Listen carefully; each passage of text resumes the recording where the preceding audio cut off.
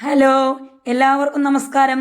ഇന്നത്തെ ക്ലാസ്സിൽ നമ്മൾ നോക്കാൻ പോകുന്നത് 80 GK ക്വസ്റ്റ്യൻസ് ആണ്. നമുക്ക് ക്ലാസ്സിലോട്ട് കിടക്കാം. ഒന്നാമത്തെ ചോദ്യം, വൈക്കം സത്യാഗ്രഹം നടന്ന വർഷം. വൈക്കം സത്യാഗ്രഹം നടന്ന വർഷം ആരംഭിച്ച വർഷം ആണെങ്കിൽ 1924-ഉം അവസാനിച്ച വർഷമാണെങ്കിൽ 1925-ഉമാണ്. ഈ ക്വസ്റ്റ്യൻ ക്യാൻസൽ ആക്കിയത് കൊണ്ട് നമുക്ക് വൈക്കം സത്യാഗ്രഹം നടന്ന വർഷം എന്ന് പറയുമ്പോൾ ഓപ്ഷൻ എ 1924 എന്ന് നമുക്ക് എഴുതാം. രണ്ടാമത്തെ ചോദ്യം, പോർച്ചുഗീസുകാരുടെ കയ്യിൽ നിന്ന് ചാലിയം കോട്ട തിരിച്ചുപിടിക്കാൻ സാമൂതിരിയെ സഹായിച്ചത് ആര്? പോർച്ചുഗീസുകാരുടെ കയ്യിൽ നിന്ന് ചാലിയം കോട്ട തിരിച്ചുപിടിക്കാൻ സാമൂതിരിയെ സഹായിച്ചത് ആര്? ഓപ്ഷൻ സി കുഞ്ഞാലി മരക്കാർ മൂന്നാമൻ. കുഞ്ഞാലി മരക്കാർ മൂന്നാമനാണ് പോർച്ചുഗീസുകാരുടെ കയ്യിൽ നിന്ന് ചാലിയം കോട്ട തിരിച്ചുപിടിക്കാൻ സാമൂതിരിയെ സഹായിച്ചത്.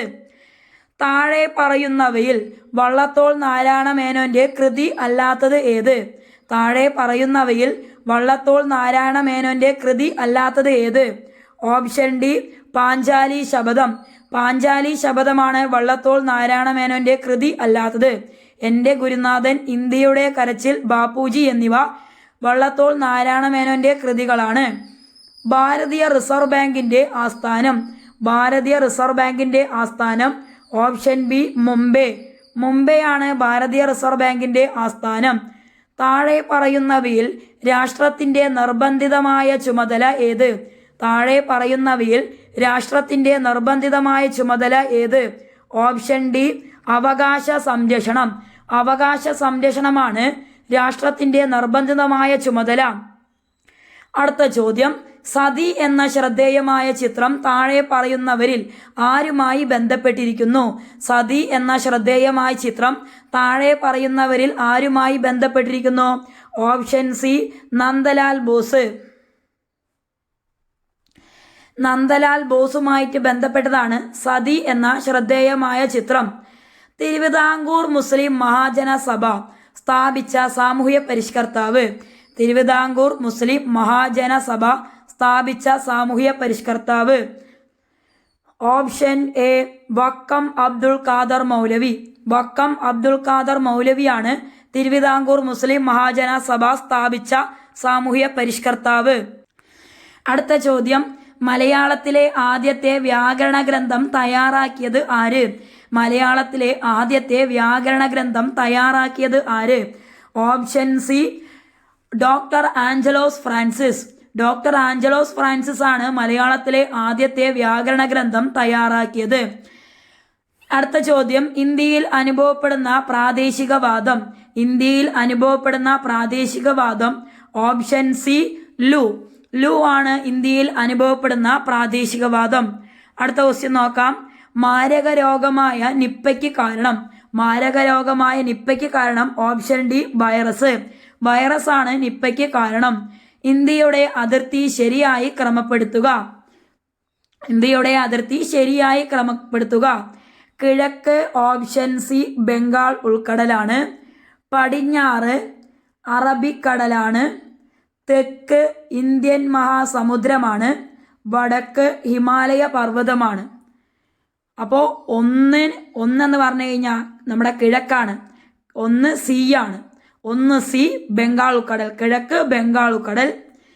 2 പടിഞ്ഞാറ്, പടിഞ്ഞാറ് അറബിക്കടൽ. 2 ഡി. തെക്ക് ഇന്ത്യൻ മഹാസമുദ്രം. 3 ബി. 4 വടക്ക് ഹിമാലയ പർവ്വതം. 4 എ. അപ്പോൾ 1 C, 2 D, 3 B, 4 A.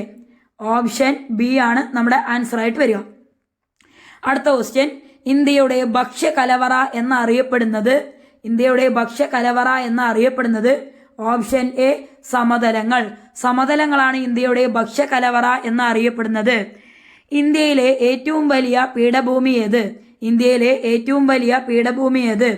Option D Deccan പീഠഭൂമി. ഡക്കാൻ പീഠഭൂമിയാണ് ഇന്ത്യയിലെ ഏറ്റവും വലിയ പീഠഭൂമി. ഇന്ത്യയിലെ ഏറ്റവും വലിയ കൽക്കരിപ്പാടം ഏത്?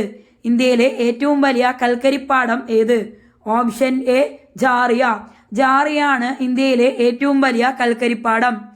താഴെ കൊടുത്തിട്ടുള്ളവയിൽ നിന്നും പുനഃസ്ഥാപന ശേഷിയുള്ളതും ചെലവ് കുറഞ്ഞതും പരിസ്ഥിതി പ്രശ്നങ്ങൾ ഉണ്ടാക്കാത്തതുമായ ഊർജ സ്രോതസ്സുകൾ കണ്ടെത്തുക.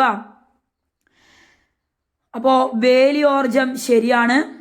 ജൈവവാതകവും നമ്മുടെ പുനഃസ്ഥാപിക്കാൻ കഴിയുന്നവയാണ്. സൗരോർജവും പുനഃസ്ഥാപിക്കാൻ കഴിയുന്നവയാണ്.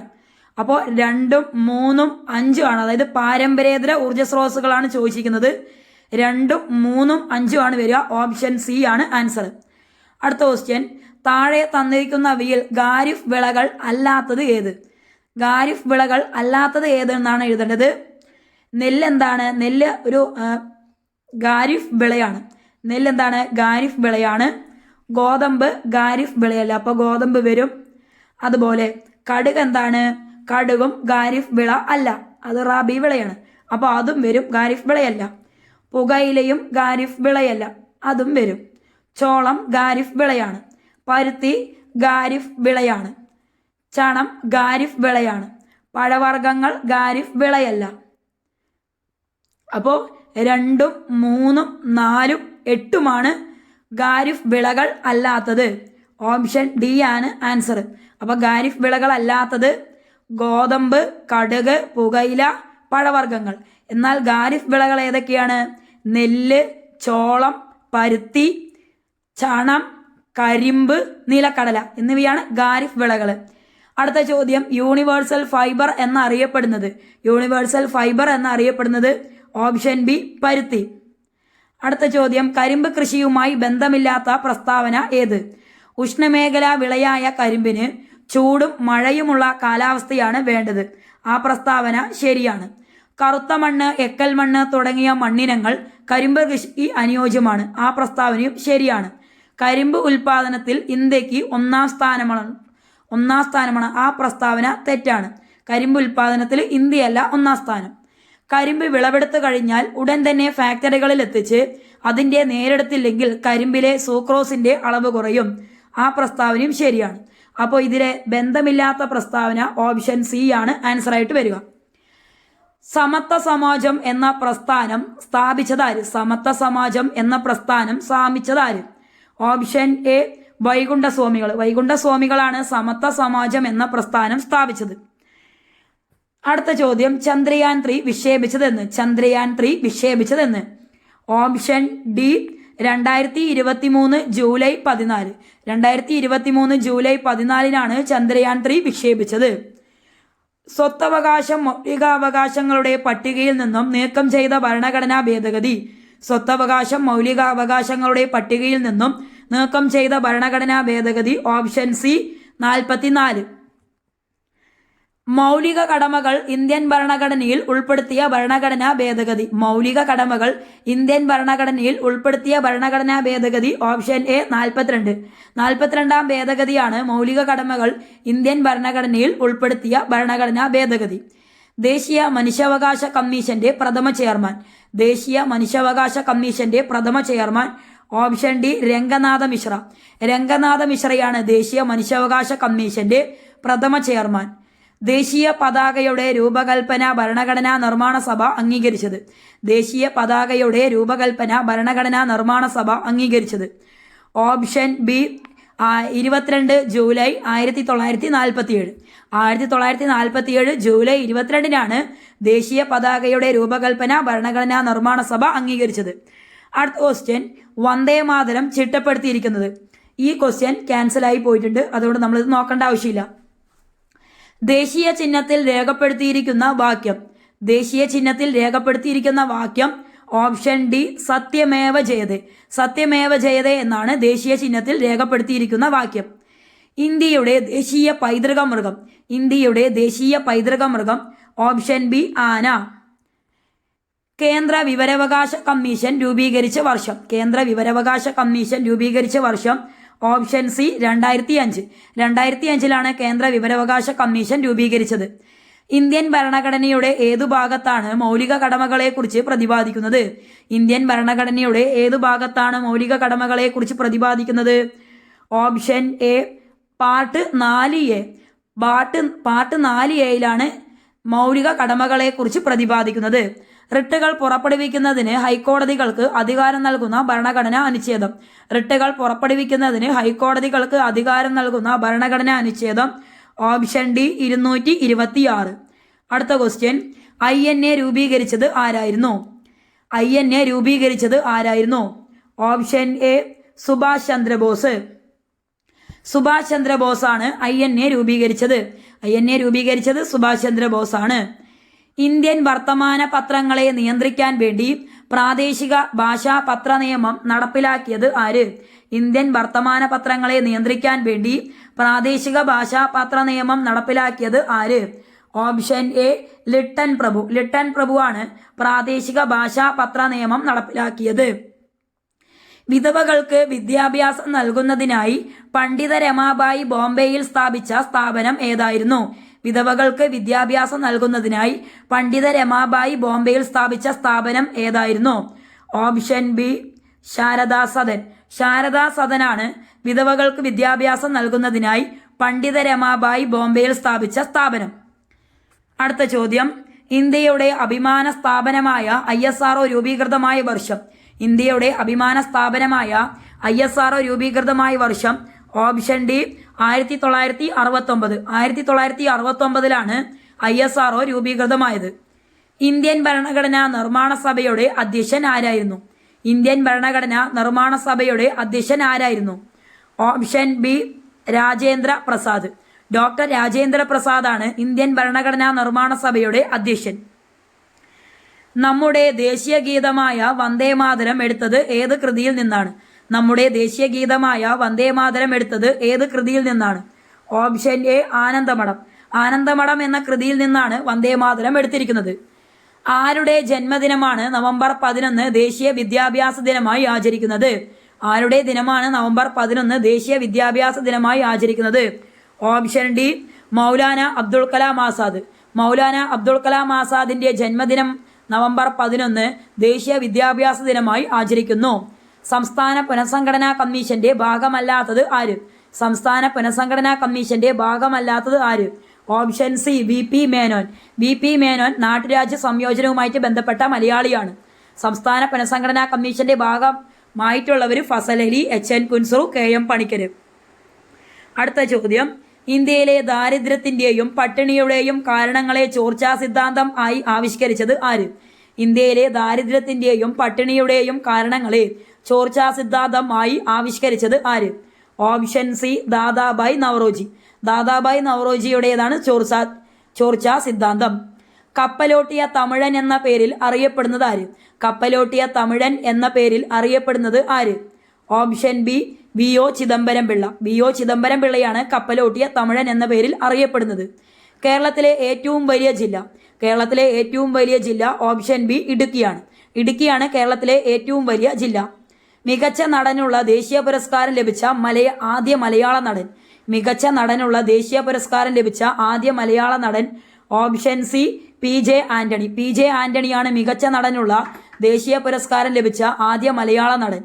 ഏഷ്യാഡിൽ സ്വർണം നേടിയ ആദ്യ മലയാളി വനിത. ഏഷ്യാഡിൽ സ്വർണം നേടിയ ആദ്യ മലയാളി വനിത. Option D MD Valsamma. MD വത്സമയാണ് ഏഷ്യാഡിൽ സ്വർണം നേടിയ ആദ്യ മലയാളി വനിത. പാത്രക്കടവ് വെള്ളച്ചാട്ടം ഏത് നദിയുടെ ഭാഗമാണ്? പാത്രക്കടവ് വെള്ളച്ചാട്ടം ഏത് നദിയുടെ ഭാഗമാണ്? Option B Kunthipuzha. കുന്തിപ്പുഴ നദിയുടെ ഭാഗമാണ് പാത്രക്കടവ് വെള്ളച്ചാട്ടം. വയനാട് ജില്ലയിൽ സ്ഥിതി ചെയ്യുന്ന എടക്കൽ ഗുഹകൾ ഏതു കാലഘട്ടത്തിന്റെ അവശേഷിപ്പുകളാണ്? വയനാട് ജില്ലയിൽ സ്ഥിതി ചെയ്യുന്ന എടക്കൽ ഗുഹകൾ ഏതു കാലഘട്ടത്തിന്റെ അവശേഷിപ്പുകളാണ്? ഓപ്ഷൻ സി നവീന ശിലായുഗം. നവീന ശിലായുഗത്തിന്റെ അവശേഷിപ്പുകളാണ് എടക്കൽ ഗുഹകൾ. വയനാട്ടിലാണ് സ്ഥിതി ചെയ്യുന്നത്. ഏറ്റവും കൂടുതൽ കണ്ടൽക്കാടുകളുള്ള ജില്ല. ഏറ്റവും കൂടുതൽ കണ്ടൽക്കാടുകളുള്ള ജില്ല. Option A Kannur. കണ്ണൂരാണ് ഏറ്റവും കൂടുതൽ കണ്ടൽക്കാടുകളുള്ള ജില്ല. സൈലന്റ് വാലി ദേശീയോദ്യാനമായി പ്രഖ്യാപിക്കപ്പെട്ട വർഷം ഏത്? സൈലന്റ് വാലി ദേശീയോദ്യാനമായി പ്രഖ്യാപിക്കപ്പെട്ട വർഷം ഏത്? Option D 1984. 1984 സൈലന്റ് വാലിയെ ദേശീയോദ്യാനമായി പ്രഖ്യാപിച്ചത്. ബാണാസുര സാഗർ അണക്കെട്ട് സ്ഥിതി ചെയ്യുന്നത് ഏതു ജില്ലയിലാണ്? ബാണാസുര സാഗർ അണക്കെട്ട് സ്ഥിതി ചെയ്യുന്നത് ഏത് ജില്ലയിലാണ്? Option B Wayanad. വയനാട് ജില്ലയിലാണ് ബാണാസുര സാഗർ അണക്കെട്ട് സ്ഥിതി ചെയ്യുന്നത്. കേരളത്തിലെ ആദ്യത്തെ കാറ്റാടി വൈദ്യുത നിലയം ഏത്? കേരളത്തിലെ ആദ്യത്തെ കാറ്റാടി വൈദ്യുത നിലയം ഏത്? ഓപ്ഷൻ സി കഞ്ചിക്കോട് കാറ്റാടിപ്പാടം. കഞ്ചിക്കോട് കാറ്റാടിപ്പാടമാണ് കേരളത്തിലെ ആദ്യത്തെ കാറ്റാടി വൈദ്യുത നിലയം. കേരളത്തിലെ ഏറ്റവും വലിയ റെയിൽവേ സ്റ്റേഷൻ ഏത്? കേരളത്തിലെ ഏറ്റവും വലിയ റെയിൽവേ സ്റ്റേഷൻ ഏത്? Option D Shoranur. ഷൊർണൂരാണ് കേരളത്തിലെ ഏറ്റവും വലിയ റെയിൽവേ സ്റ്റേഷൻ. ബ്രിട്ടീഷ് ഭരണത്തോടുള്ള എതിർപ്പ് വെണ്ണീജ ഭരണം എന്ന പ്രയോഗത്തിലൂടെ പ്രകടിപ്പിച്ചത് ആര്? ബ്രിട്ടീഷ് ഭരണത്തോടുള്ള എതിർപ്പ് വെണ്ണീജ ഭരണം എന്ന പ്രയോഗത്തിലൂടെ പ്രകടിപ്പിച്ചത് ആര്? Option B Vaikundaswamikal. വൈകുണ്ഠസ്വാമികളാണ് ബ്രിട്ടീഷ് ഭരണത്തോടുള്ള എതിർപ്പ് വെണ്ണീജ ഭരണം എന്ന പ്രയോഗത്തിലൂടെ പ്രകടിപ്പിച്ചത്. ഞങ്ങളുടെ കുട്ടികൾക്ക് പഠിക്കാൻ സൗകര്യം നൽകിയില്ലെങ്കിൽ കാണായ പാഠങ്ങളെല്ലാം മുട്ടിപ്പുല്ല് കുരിപ്പിക്കും. ആരാണ് ഈ പ്രഖ്യാപനം നടത്തിയത്? ഞങ്ങളുടെ കുട്ടികൾക്ക് പഠിക്കാൻ സൗകര്യം നൽകിയില്ലെങ്കിൽ കാണായ പാഠങ്ങളിലെല്ലാം മുട്ടിപ്പുല്ല് കുരിപ്പിക്കും. ആരാണ് ഈ പ്രഖ്യാപനം നടത്തിയത്? Option D Ayyankali. അയ്യങ്കാളിയാണ് ഞങ്ങളുടെ കുട്ടികൾക്ക് പഠിക്കാൻ സൗകര്യം നൽകിയില്ലെങ്കിൽ കാണായ പാഠങ്ങളിലെല്ലാം മുട്ടിപ്പുല്ല് കുരിപ്പിക്കും എന്ന പ്രഖ്യാപനം നടത്തിയത്. സവർണജാഥ ഏത് സമരവുമായി ബന്ധപ്പെട്ടിരിക്കുന്നു? സവർണജാഥ ഏത് സമരവുമായി ബന്ധപ്പെട്ടിരിക്കുന്നു? ഓപ്ഷൻ എ വൈക്കം സത്യാഗ്രഹം. വൈക്കം സത്യാഗ്രഹവുമായി ബന്ധപ്പെട്ടതാണ് സവർണജാഥ. വേദാധികാര നിരൂപണം ആരുടെ കൃതിയാണ്? വേദാധികാര നിരൂപണം ആരുടെ കൃതിയാണ്? ഓപ്ഷൻ ബി ചട്ടമ്പി സ്വാമികൾ. ചട്ടമ്പി സ്വാമികളുടെ കൃതിയാണ് വേദാധികാര നിരൂപണം. അടുത്ത ചോദ്യം, താഴെ തന്നിരിക്കുന്ന കൃതികളിൽ ശ്രീനാരായണ ഗുരുവിൻ്റേത് അല്ലാത്ത കൃതി ഏത്? താഴെ തന്നിരിക്കുന്ന കൃതികളിൽ ശ്രീനാരായണ ഗുരുവിൻ്റേത് അല്ലാത്ത കൃതി ഏത്? ഓപ്ഷൻ സി ജാതിക്കുമ്മി.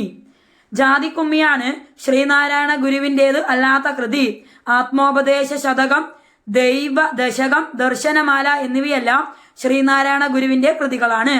പ്രൈമറി വിദ്യാഭ്യാസം സൗജന്യമാക്കി ഉത്തരവ് പുറപ്പെടുവിച്ച തിരുവിതാംകൂർ ഭരണാധികാരി ആരാണ്? പ്രൈമറി വിദ്യാഭ്യാസം സൗജന്യമാക്കി ഉത്തരവ് പുറപ്പെടുവിച്ച തിരുവിതാംകൂർ ഭരണാധികാരി ആര്? Option A Gowri Parvathi Bayi. ഗൗരി പാർവതി ബായാണ് പ്രൈമറി വിദ്യാഭ്യാസം സൗജന്യമാക്കി ഉത്തരവ് പുറപ്പെടുവിച്ച തിരുവിതാംകൂർ ഭരണാധികാരി. അടുത്ത ചോദ്യം, പഴശ്ശിരാജാവിന്റെ ജീവിതം ഇതിവൃത്തമാക്കിയ നോവലാണ് കേരളസിംഹം. ഇത് രചിച്ചത് ആര്? പഴശ്ശിരാജാവിന്റെ ജീവിതം ഇതിവൃത്തമാക്കിയ നോവലാണ് കേരളസിംഹം. ഇത് രചിച്ചത് ആര്? Option B Sardar K M Panikkar. Sardar K M പണിക്കരാണ് പഴശ്ശിരാജാവിന്റെ ജീവിതം ഇതിവൃത്തമാക്കിയ നോവൽ കേരളസിംഹം രചിച്ചത്. അടുത്ത ചോദ്യം, 1916 മലബാർ ജില്ലാ കോൺഗ്രസിന്റെ ആദ്യ സമ്മേളനം പാലക്കാട് വെച്ച് നടന്നു. ആരുടെ അധ്യക്ഷതയിൽ? 1916 മലബാർ ജില്ലാ കോൺഗ്രസിന്റെ ആദ്യ സമ്മേളനം പാലക്കാട്ട് വെച്ച് നടന്നു. ആരുടെ അധ്യക്ഷതയിൽ? Option D Annie Besant.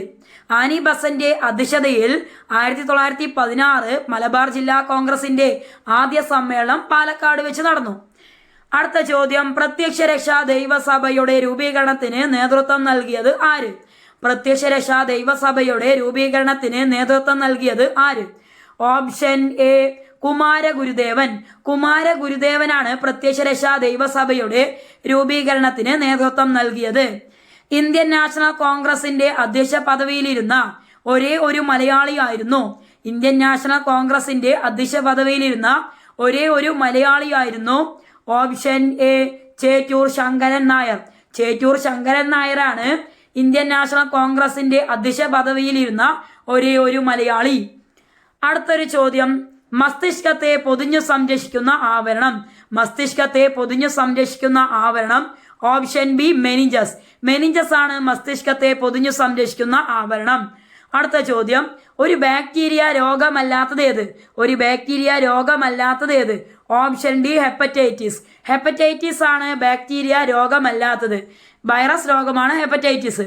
എലിപ്പനിയും ഡിഫ്തീരിയും ക്ഷയം എന്നിവയെല്ലാം ബാക്ടീരിയ രോഗങ്ങളാണ്. അടുത്ത ചോദ്യം, അയഡിന്റെ അഭാവത്തിൽ തൈറോക്സിന്റെ ഉൽപാദനം തടസ്സപ്പെടുന്നു. തൈറോക്സിൻ ഉൽപ്പാദിപ്പിക്കാനുള്ള ഒരു ശ്രമമെന്ന നിലയിൽ തൈറോയ്ഡ് ഗ്രന്ഥി അമിതമായി വളരുന്നു. ഈ അവസ്ഥയാണ് അയഡിന്റെ അഭാവത്തിൽ തൈറോക്സിന്റെ ഉൽപാദനം തടസ്സപ്പെടുന്നു. തൈറോക്സിൻ ഉൽപ്പാദിപ്പിക്കാനുള്ള ഒരു ശ്രമമെന്ന നിലയിൽ തൈറോയ്ഡ് ഗ്രന്ഥി അമിതമായി വളരുന്നു. ഈ അവസ്ഥയാണ് ഓപ്ഷൻ സി ഗോയിറ്റർ.